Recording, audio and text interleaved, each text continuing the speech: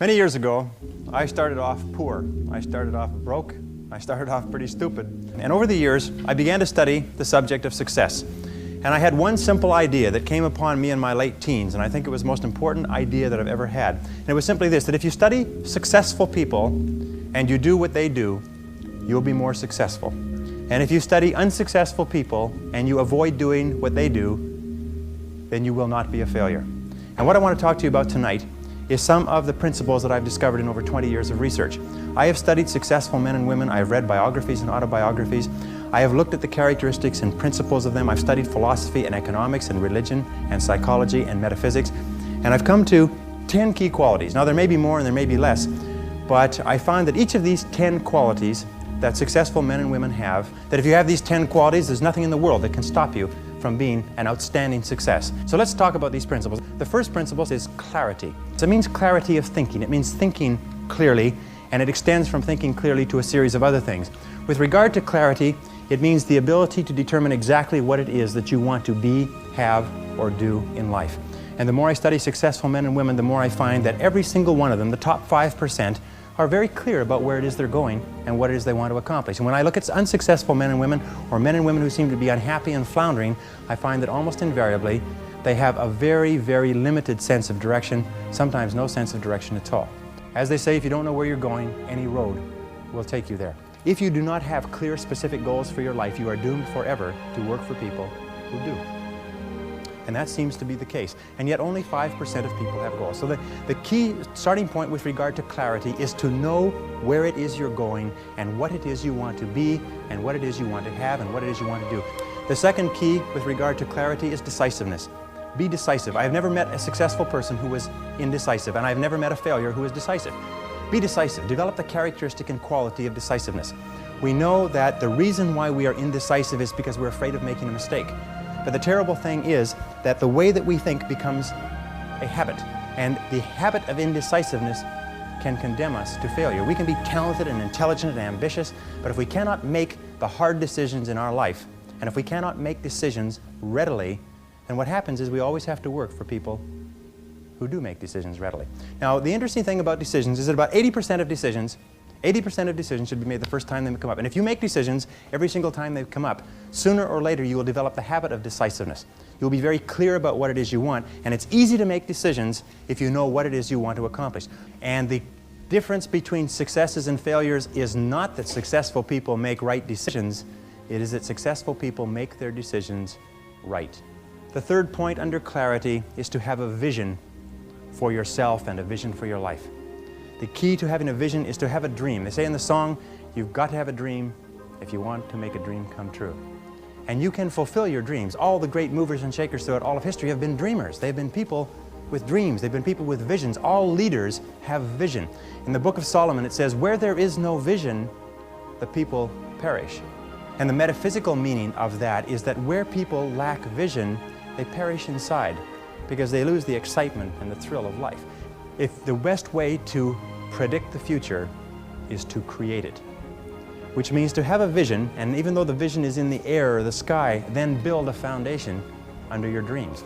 And when you see men and women who rise from poverty and obscurity to fame and renown, you invariably see someone who had a vision of what they could be and have and do that was far beyond what they were. Every one of us has had an experience. At one time when we were small, we had a vision of being grown up and having our own cars. And as we grew older, we had a vision of having our own homes and our own families. The problem is that our goals are set so low that even when we do achieve them, they don't turn us on. They don't fill us with enthusiasm. So dream big dreams. The second letter of the 10 is competence. And this is a discovery that I made a couple of years ago, and it just staggered me because I've been studying success for years. And then there's the book In Search of Excellence, and then there's The Pursuit of Excellence, and then there's Refinding Excellence and Losing Excellence, and all the excellence books. And I sat down and looked at this whole concept of excellence, and I saw something that I hadn't noticed. It's almost like something brought to the surface of your mind. I noticed that every single man or woman that I had studied who had achieved any kind of success in any field whatsoever had done it after they had made a commitment to becoming excellent in that field. And I began to look, and I began to compare, and I began to talk to people, and I speak to thousands of people virtually every month. I found that I never found a single person who was successful who was not excellent at what they did. That competence The commitment to becoming excellent in your chosen field is an indispensable prerequisite for success, that if you are not good at what you do, you haven't got a chance in our competitive society unless you win the lottery. And only the top 5 or 10% are excellent. You must commit yourself to excellence. You must commit yourself to becoming the best. And the wonderful thing is that excellence is a journey. It's not a destination. You never get there. Complacency and satisfaction are the key enemies of excellence. But once you commit yourself to becoming excellent, the whole world opens up for you. A very important point of excellence is this means simply this: do your best every time out and always strive to do it better. Excellence yields opportunities, because when you become good, you open up. It's almost like the Red Sea of opportunity opens up in front of you. When you become excellent, you come to the attention of people, and people try to get you, and they give you more responsibilities and more opportunities. You see, when we do something well, it gives us a feeling of self-esteem and pride. We feel like a winner. But if we do things in an average way, it doesn't give us anything. That's why the companies that have committed to excellence are not hundreds of % better in any given area. What they are is they are 1 or 2% better in 100 different areas. That's the key. You see, you don't have to be a quantum leap different from somebody else. You just have to be a little tiny bit different in the critical areas that make a difference. And you can achieve that simply by making it a goal, setting it as a goal, and working on it. You can become anything that you want to become. The harder you work, the better you get. The average self-made millionaire in America works 12 to 13 hours a day. Works about 60 to 65 hours a week. I'll tell you this with regard to hard work, that in our society you only work 8 hours a day for survival. Everything over 8 hours is for success. And if you're only working 8 hours a day, you're in trouble. If you're only working 8 hours a day, you better have a rich uncle, or you better have somebody else who's going to take care of you, because 8 hours a day only gets you survival in our society. Because it's so competitive that somebody else is working 9, they've got an edge on you. Somebody else is working 10, they've got a bigger edge on you. Every hour over 8 that you invest is an investment in your future, is an investment in your success. And if you put in the hours over 8, whether it's studying or reading or working, if you put in the hours, it will pay off, and it will pay off in spades. It's like throwing seed in the ground. When you throw a seed in the ground, the plant that comes up is not just one seed, it's hundreds of seeds. There's a crop that you put in, but you must put the seed in the ground first. The next letter, C, stands for concentration. Concentration. I think that the ability to focus and concentration are the 2 keys to success in life. You see, in life, there's never enough time to do everything, but there's always enough time to do the important things. Instead of doing what is fun and easy, which is what most people do, you know what they do? They make a list of everything they have to do, and then they start at the bottom of the list and they work on the irrelevant things. At the end of the day, they haven't got anything done. Successful people, peak performers, concentrate on the top items. And remember, anything other than working on the top items on your list is a waste of your time. And time management is not just time management is life management.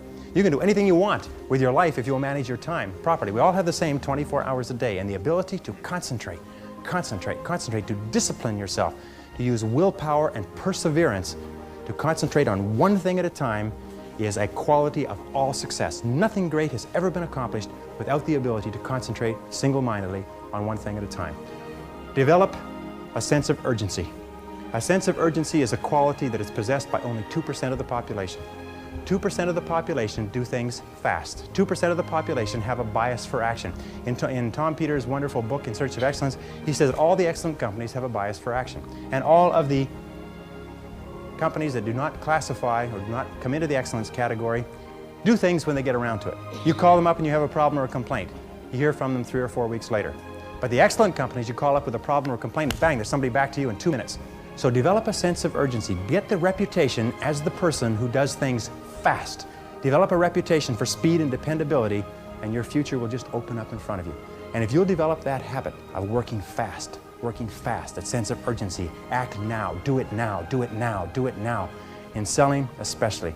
Somebody calls you up and has a question, get back to them now. Somebody has a problem, get back to them now. Somebody needs something, move on it quickly. If you have to forego coffee breaks or lunch or something else, move fast. If you develop that reputation for speed, it will be worth a fortune to you. The next C is common sense. You can train your mind to have common sense. You can train your mind to think things through before acting. In my experience, action without thinking is the cause of every failure. Action without thinking is the cause of every failure. And common sense comes from taking the time to think things through before you act. Listen to your intuition. Your intuition is one of the best guides that you possibly have. Learn from your setbacks. This is one of the characteristics of high-performing men and women.